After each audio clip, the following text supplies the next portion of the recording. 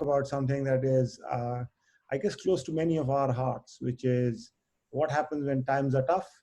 How do we react to those tough times mentally? Talking about depression and how to come out of depression. With that, Salil, over to you, sir. Thank you, Rajan. And it's lovely to see so many faces, all bright in all different corners of the world. And I think at least 15, 20 of you I've met in the last few years. Most recently, Ravi came over to our place. And of course, Kasturi I met in Calcutta, Sharad at the reunion. So it's lovely to be back here. And thanks to Ravi here and Rajan for organizing this very interesting series. And when Hariprasad Reddy roped me in to be a speaker, I thought, what should I share? What will be interesting and unique that I can speak with some authority and some personal experience? And so I thought, instead of talking about corporate stuff or technology, let me share something more personal that I'm still learning. So this is where I'd like to make it more of a starting of a conversation rather than any kind of a pravachan. So, and I'll be using slides. So if you guys like, you can play around with this settings in which you'll be able to see the speaker view and the slides at the same time, and you can resize the box for the speaker view. And I think we are 7:40 here right now. So we have what, 20 minutes, Rajan, for the talk? Okay, great. So now let me switch over to my slides.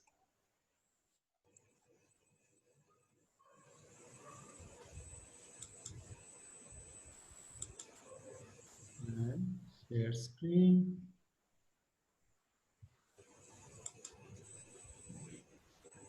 Can you see the slides now, everybody?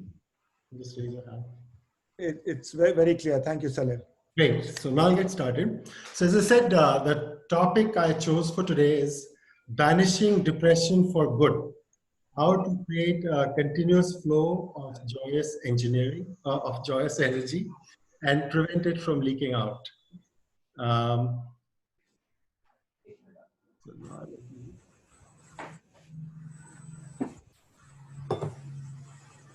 As I said, the goal for me today is to start a conversation, and we'll see what form it can be around this topic.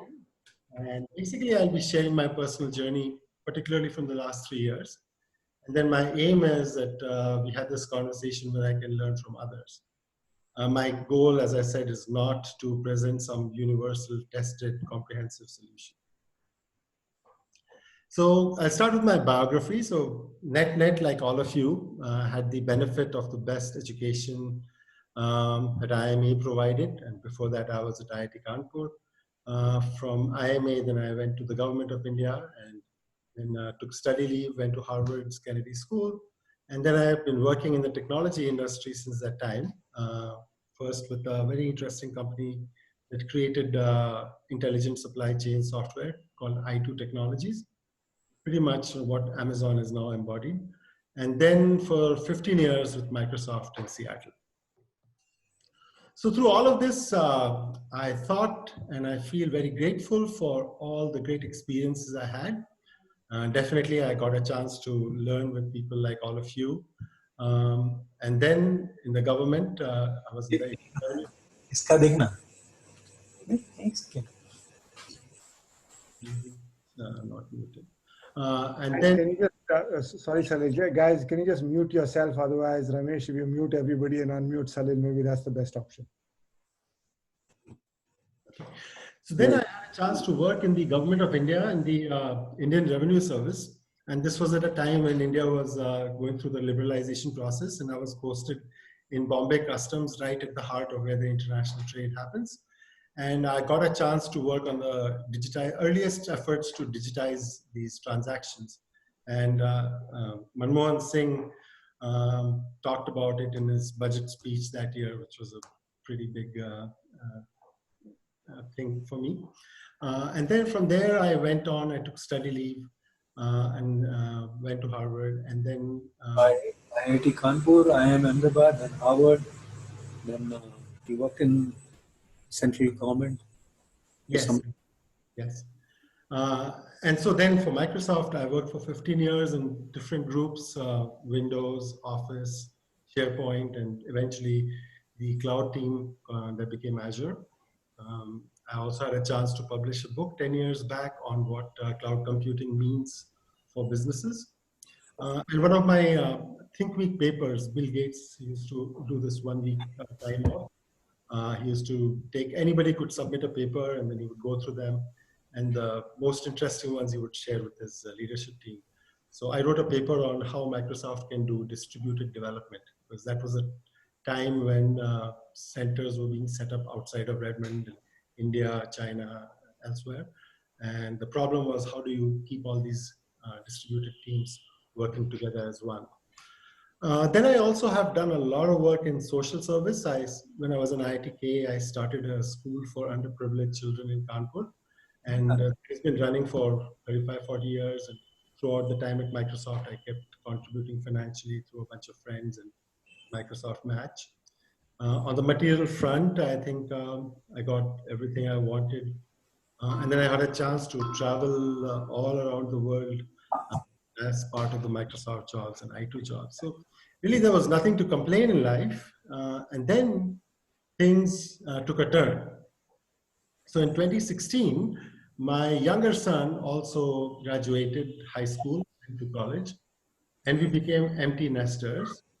And that was the time we came to the realization that our partnership was essentially about parenting. And I think we did a reasonably good job there. But there was no joy in the partnership itself. And then my wife Rashmi that time took a very courageous decision to kind of start a whole new life and pursue her dreams and basically give up the roles of mother and wife, daughter-in-law and so forth. And then the next year, Microsoft was going through a big shift in how sales will work for the cloud world. And so there was a massive layoff in which surprisingly I was part of the team planning what the post design would be, where we'll do more centralized marketing and centralized sales. But soon after I'd finished that work, first week of July, that's when the layoffs now happen every year in Microsoft. I was one of the 5,000 people. And suddenly, like all the things I'd been working for, the future in mind and everything I'd been building, it was like I was on a boat which had crumbled in the middle of the ocean, and I was sort of hanging on to whatever debris was there. So on paper, I had everything that you work for, but yet I felt there was nothing more to live for. And one of the questions that just came up to my mind as I was thinking through all the 1,000 Facebook friends and all the different WhatsApp groups and things like that, that if I were to become bankrupt and if I were dying of cancer with 6 months left to live, who will be coming at my side and staying there with love and affection? And as I pondered over that, I realized the answer was, frankly, no one. Because my parents were too far in India, my children were busy with their jobs, and I just felt very alone. And I also lost all ability to capture joy from whatever was going on around me. And pretty much the only reason I decided to live on was because I still had my parents around, and I thought that पहले शताब्दी wait कर ले side में राजधानी निकल जाए, then Shatabdi will get the line clear. So that was the time, very dark, but I think it's darkest before the dawn. And even chapter 1 of Gita is about Arjun's breakdown, Arjun Vishad Yog. So I think in retrospect, it was really good that I got that interesting stark view of the world the way it is. So then I started thinking, oh, what should I do? And I asked a lot of people for their thoughts, and people said, oh, you should travel the world now, you should learn new languages, or you should adopt some children, or become a volunteer somewhere, or become a teacher, things like that. And I felt none of those things were interesting because I'd already done things like that enough before. So that is where first I had to somehow crawl out and become capable of acting again and working again. That was job number 1. And so here were some of the things that seemed to work for me. And it was a trial and error kind of thing. So first was just connecting with things that are around humor, shows, books, whatever, because they instantly you some happiness, even though it's short-lived, but at least brings a transient smile to your face. Then the other thing was this thing called micro activities, which was doing short things, 10, 15 minutes, like folding the clothes, putting away the laundry, or vacuuming the place, things like that. Because in that stage when you are very depressed, you really lose all your faculties and you are not able to operate effectively. So those micro activities were things that I could still do and get some gratification. And then I came up with this thing called the GLAD model. This was trying to help other people similar to me. And the idea is that imagine you go for a walk and you ask these 4 questions to the other person. Number 1, what are you grateful for? Number 2, what do you love? Number 3, what do you appreciate about yourself? And number 4, what are your dreams? And the interesting thing about this combination and the sequence is the gratitude part reminds you that you are not really alone in a kind of aggregated sense. The world has given you a lot, probably much more than you deserved. The part about what do you love is an area that starts to make life worthwhile again. And the third part is the self-appreciation part is the most difficult in that state. But if you work hard enough, you start to realize what things are good about you that other people tell you. And then the dreams part, you'll find in that state, you've forgotten about all your dreams. But if you start dreaming again, in the combination of these 4 things starts to bring some optimism. The other thing I'll say is self-love was the other thing I learned. How do you do self-care? And when you are totally isolated, at least you have to create that sense of self-worth. And then one particular quote I heard, which was very insightful for me, was the statement from Mahatma Gandhi, that no one can hurt me without my permission. And that is when I realized that I had given the whole world free license to cause me to feel bad about myself, even though it's none of their faults. It's just the way I was looking at the world and viewing. And so that is when I decided that I will go towards this path of gravity-free living, which I'm saying here as 7 joy leaks. So all the people who are supposed to be your well-wishers can also become the sources of despair. And so if you think about the 6 or 7 things or types of people, your teachers, your bosses, your parents, your children, your spouse, anybody you owe money to, and then all the stuff you have can also become a burden. And lastly, your own mind.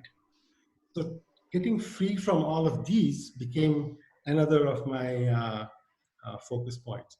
And then the last thing here is doing this journey of frustrate, tolerate, celebrate. So by this, I mean, if you are stuck in a situation, for example, and I'm here in India, stuck with COVID, I can feel frustrated about it.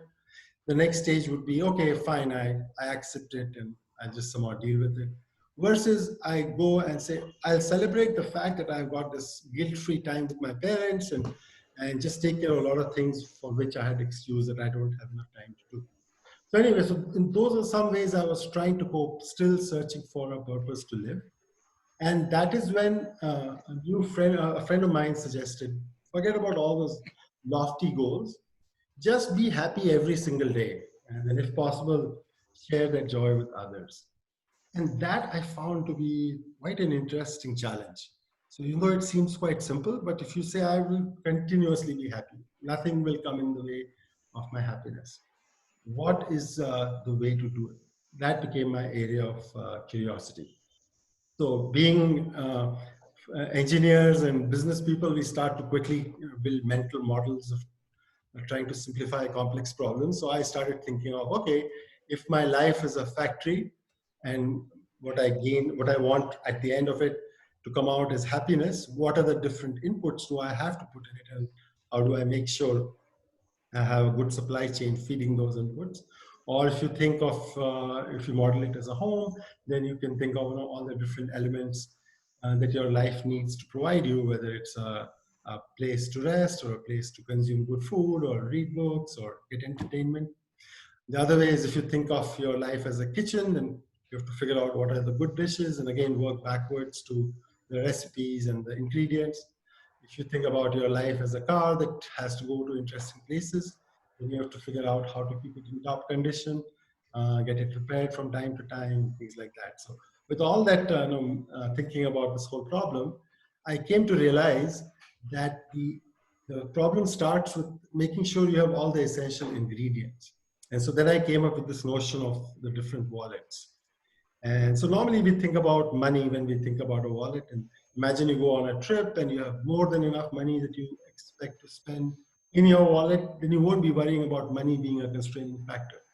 But then there are so many other things also you can be poor in or you can be stressed with.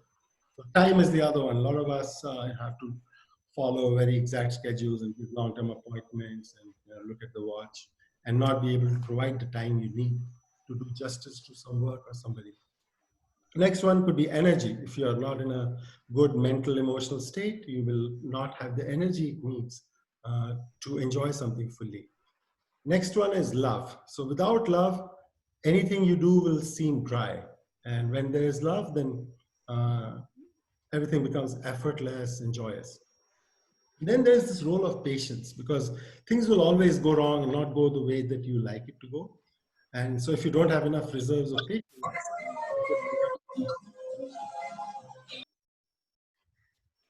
it'll end up leaking out your good energy.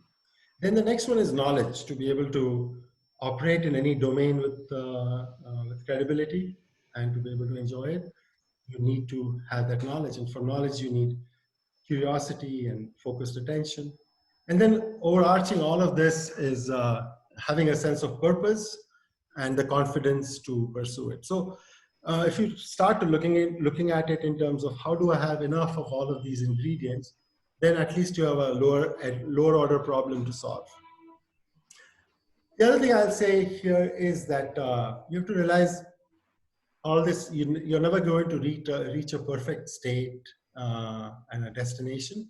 It will be a constant evolution. You have to see it as a journey. You have to enjoy the journey rather than worry about getting to the destination.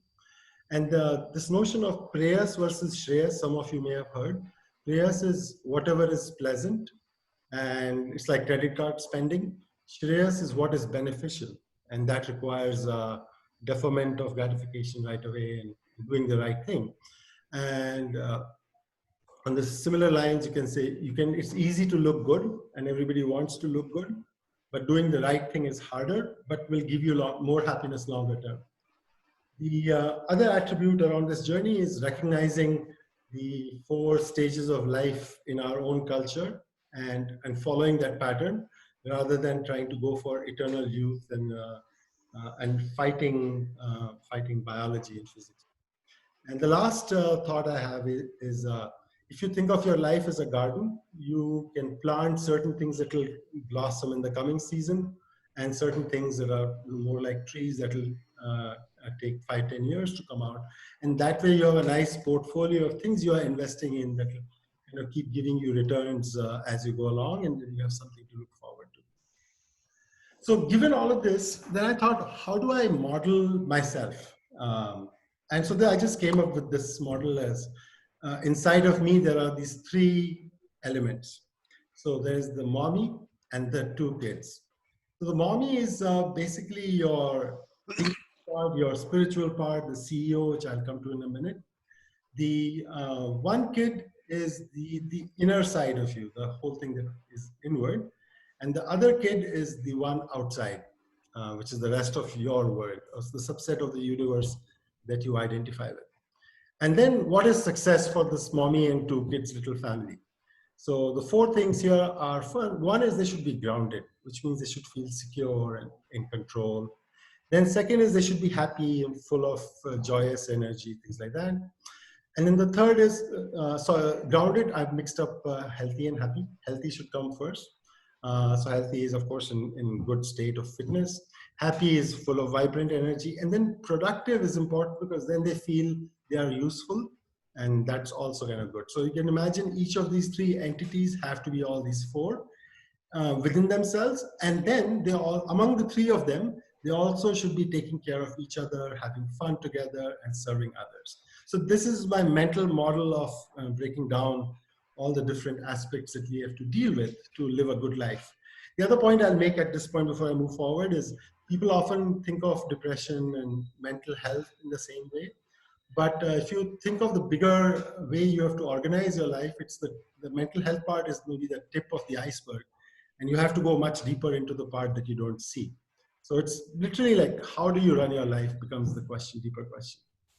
So now let's move into who is this mommy? So as I said, she's the CEO who sets the vision, strategy, processes, all those kinds of things. And then also she's the connection to something higher, something more universal. You can call it God.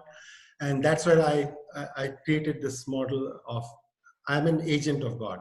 And I am therefore here for a short time, but all my needs will be taken care of by the universe. And in this regard, I found Hanuman Chalisa is my favorite prayer from my early childhood. And Hanuman was perhaps the best model in terms of agent of God character. And then there's this prayer of St. Francis of Assisi, which also reminds us, Lord, make me an instrument of your peace. And towards the end, it says that it is in dying to self that we are born to eternal life. So all the spirituality we read about, but how do we put it into practice? I think that's where this mommy's role is. So the net of it, if you look at the spiritual journey, some of the practical things that you can do inside and outside is to generally go inward and upward. So you can imagine you are at the bottom floor of a skyscraper. You can spend all your life there. And that's the material world around you, which is important because that's the foundation of the skyscraper.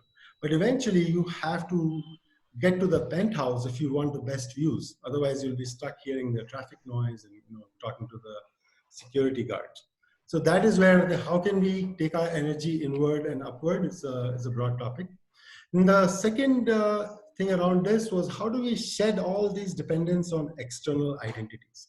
So one of the things I've decided to do is I don't want a business card or title or anybody to appreciate me for my outward things, even though like I work for Microsoft still as an external consultant and working in a very interesting area of providing digital connectivity to remote rural areas.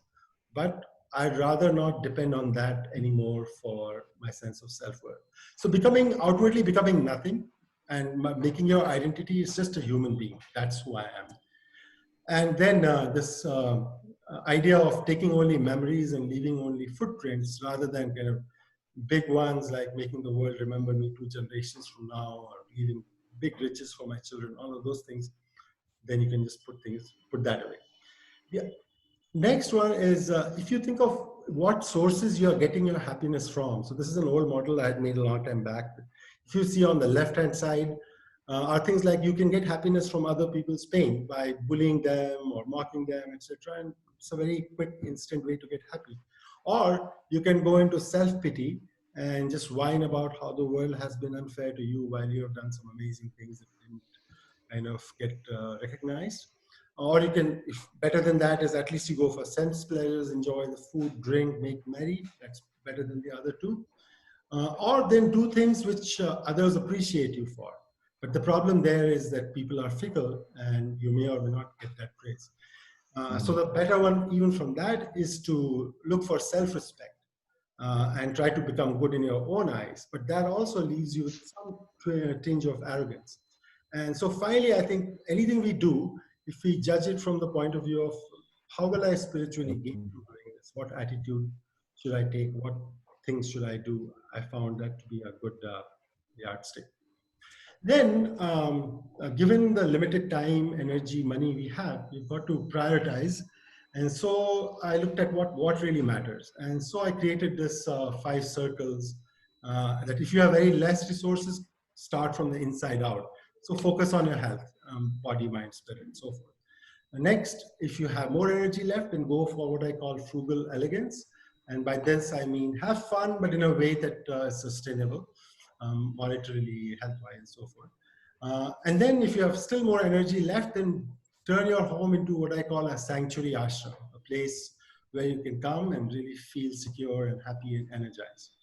And then if you have more energy left, invest it in the community. And so we have actually created a an intentional community. By the way, I'm with Francisca. She's an amazing woman, and a lot of her thoughts are embedded in this conversation here. So I just ran into her around the same time as I was going through the divorce, and then we kind of stayed together, and I've learned a lot from this woman. I can tell you more separately.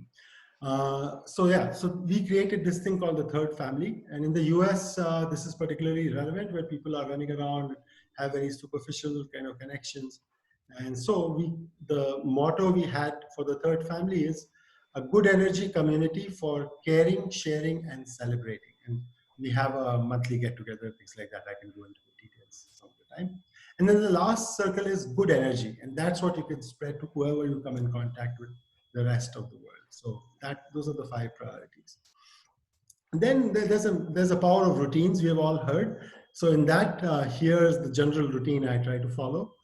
So early morning, just have a regular coffee, do some little joyous exercise, get some inspirational reading done early in the day, and have some silence. So that first hour, whatever time you wake up, gets you off to a good start.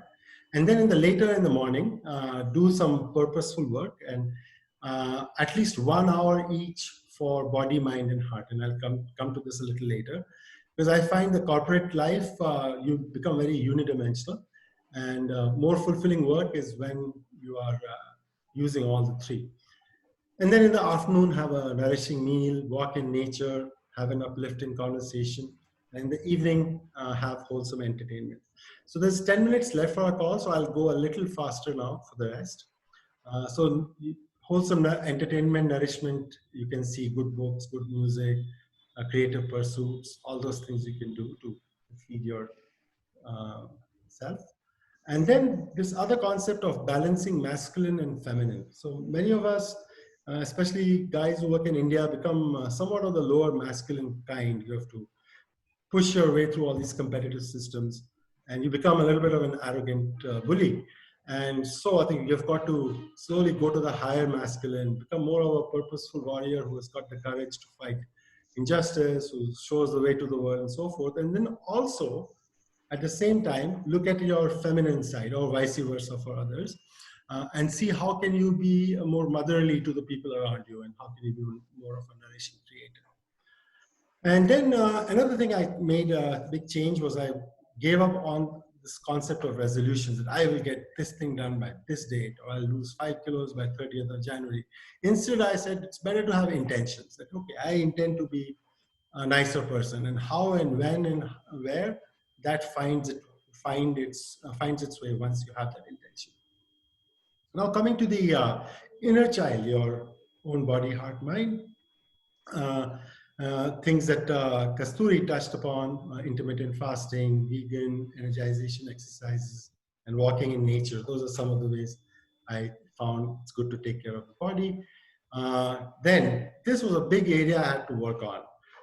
So I realized that, with our emotions, we either try to deny them or suppress them or run away from them, or sometimes be just ruled by them. But instead, I think the right approach is when a company is run by a good management that connects with the labor union, hears them out, what reasonable things can be done to address whatever is reasonable, and ignore whatever doesn't make sense, giving the right explanation. There was this movie called Inside Out that talks about all the different emotions that live inside us. And then I would say if there's one skill that really matters, it's developing your capacity to love. As I mentioned earlier, it's the vital. And then corollary to all of that, how do you process your pain, and how do you deal with again, unmuted. So I think Naresh, Naresh so then the topic of pain processing and detox. The underlying mechanism, how it works, is often you get triggered by some pain that is inside. The outside trigger actually touches upon that raw nerve, and so you find yourself angry or anxious or sad or whatever, depending on your energy level. So if you can find some way to release it, you'll find that there's a shift in how you look at the world. And a big part of all that is also acceptance. So how do you just be at peace with the way things are in the rest of the world that you can't change? How do you deal with disappointments? How do you talk to your fears? Because I think your fears have a lot of good messages to tell you.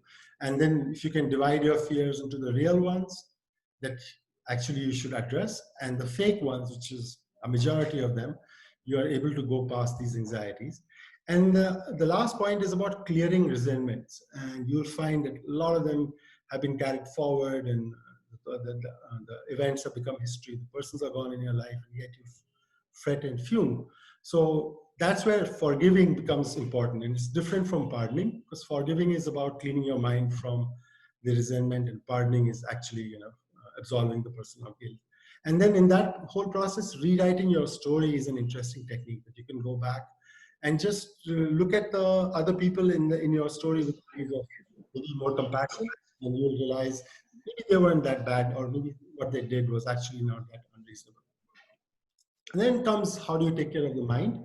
And this is where I think, among other things, of course, meditation is very important. And there's this 8-point program from Eknath Easwaran, which is amazing, because it's a 24/7 view on life, not just 30 minutes where you sit in silence.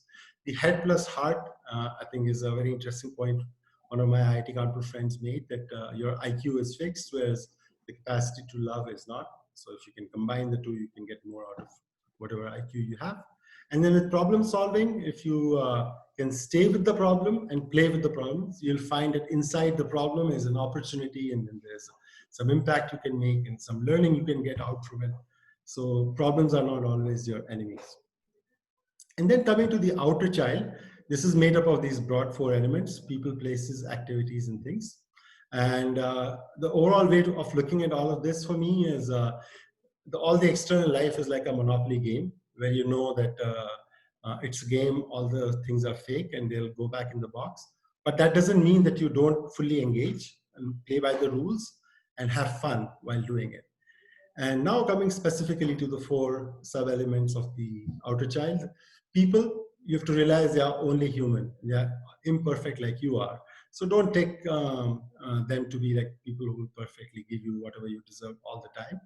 And then there's this thing called non-violent communication, which a guy called Marshall Rosenberg has come up with, where he basically says that you have to train people to treat you the way you want them to treat you. And he talks about how you should openly share your needs and then give them the freedom to decide what they want to do with it, and love them either way. And the third family I've talked about, walk and talk, is something I love to do with people, because instead of going for lunch or coffee or dinner, and this is a nicer way to find a time to connect. And then when you connect with them, if you can listen deeply with a meditative mindset, you really get amazing things from the people you would have known but never deeply understood. And last thing I'll say here is, if you can do some random act of kindness every day, it's just an icing on the cake. With places, this is a passion for me to create nice homes. So I started with my own, and then I have some rental homes, and I've got a home in Bhopal now most recently. But for the home, my motto is, make it a sanctuary of love, peace, caring, and learning, with health, fun, and productivity. And so if you take this, it translates into a smart home, aesthetic home, a nice garden, whatever it is. So it just makes the place, you put love into it, and it gives love back to you.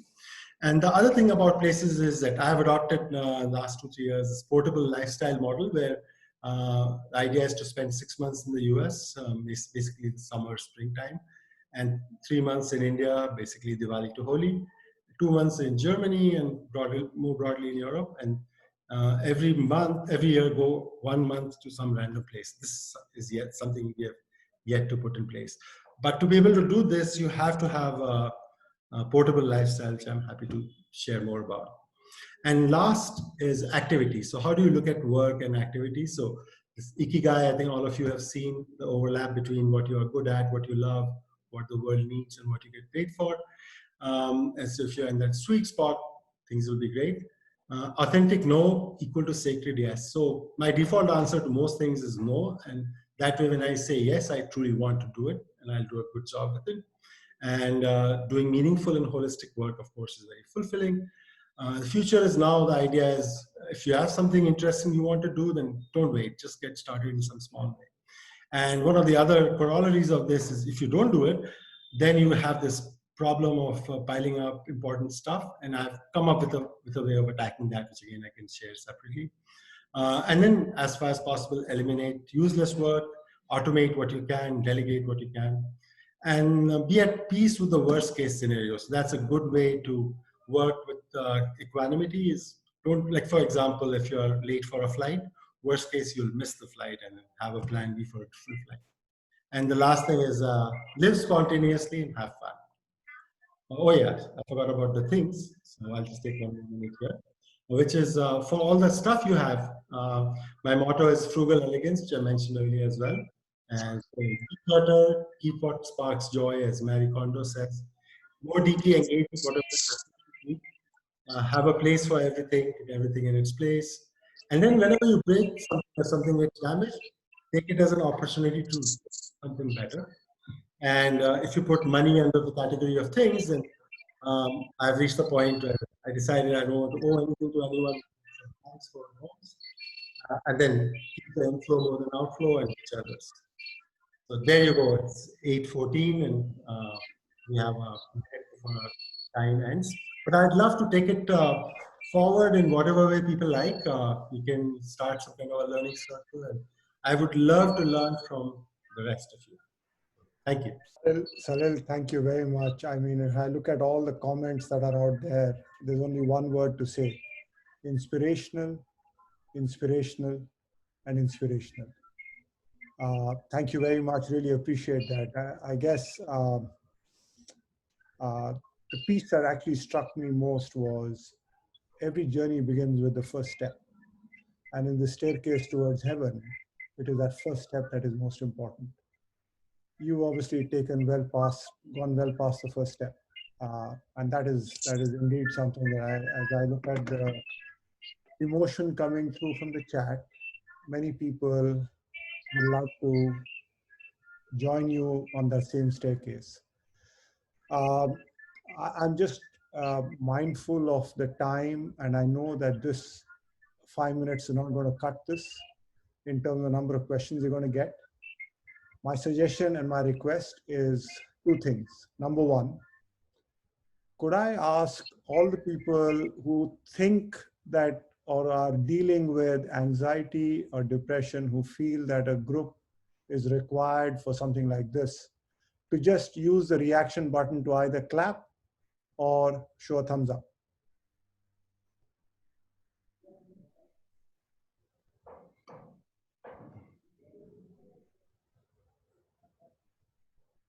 Excellent. There's a whole bunch of folks out here. Salil, here's my request to you. Could I request you to just set up a group, invite everybody on Game Show to say, here's the group. I think there are so many inspirational stories. If I look at what you have gone through, what Kos has gone through, what Ro has gone through. I mean, if I just take the talks that we've had over the last few sessions of this particular series, I actually think it is well worth having a much deeper dive into the questions. So guys, my apologies that I'm going to say no to questions at this point in time, because I know there are going to be so many that you're going to feel bad in any case. And as Salil says, think about frugal elegance and mindful silence. And mindful silence is what all of us need now to absorb this Amrit that Salil has given us. Right? So my request to all of you is, please hold off on your questions. Please drop a whole bunch of questions once Salil sets up the group, because I think there'll be a whole bunch of guys who will be able to articulate that, and we'll have a great conversation. Thanks again, Salil. Thank you very much.